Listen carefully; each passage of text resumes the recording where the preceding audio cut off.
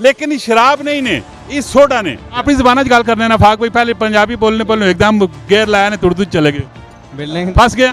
नहीं कोई मसला नहीं।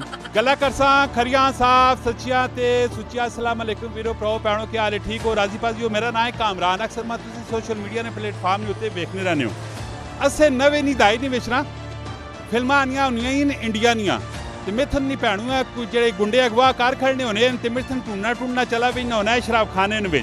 शराब खाने में जिस टाइम इन्ना होना है ना, जेह्ड़ा डिस्पले लगा पे होना है, रंग बिरंगिया बोतलां ना लगा पे होना है। ते ऑलरेडी तुसी भी बोतलां वेखने पैने हो कि ऑलरेडी हो जी बोतलां डिस्पले होईयां पियां, लेकिन ये शराब नहीं ने, ये सोडा ने।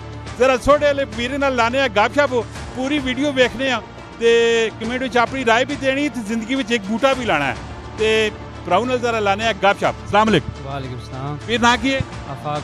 आफाक भाई, कितने टाइम से सोडे ने काम पे करने? 14 साल हो गए। 14 साल हो गया। की खोया की पाया है ना 14 साल? अल्हम्दुलिल्लाह बहुत कुछ पाया है।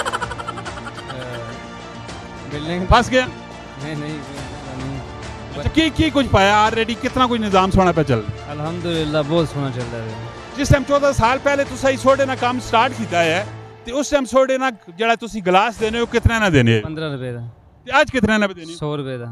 ये क्यों इतना फर्क पै गया? बाजी महंगाई के हालात ने, इस तरह नींबू महंगा हो जाता है, चीनी महंगी हो जाती है, जिस टाइम रेट बढ़ जाता है फिर घट नहीं होता ना। अच्छा फाक भाई दसो कि जेड़े रंग बिरंगे ऑलरेडी तुसा बोतलां रखिया पियां, इन्हां विच की रॉकेट साइंस ही की चीज़ां? सर फ्लेवर ने। फ्लेवर? जी ये केड़ा फ्लेवर है? इस pineapple, peach, mint, blueberry, strawberry, mint, उसके अलावा मैंगो है, दूध सोडा है, स्प्राइट है, लेमन सोडा है। अच्छा अफाक भाई, इन्हां फ्लेवर ना कोई साइड इफेक्ट भी होने? सर साइड इफेक्ट का पता नहीं है, लेकिन ये अच्छे फ्लेवर हैं। वैसे अफाक भाई है ना साइड इफेक्ट ना कोई पता नहीं। अगर तुसा पता ना है ना फ्लेवर ने मुतलक ते कमेंट विच लाजमी तुसा दसना में। अफाक भाई वैसे सोडा जिस्मानी तौर च की फायदा की देने?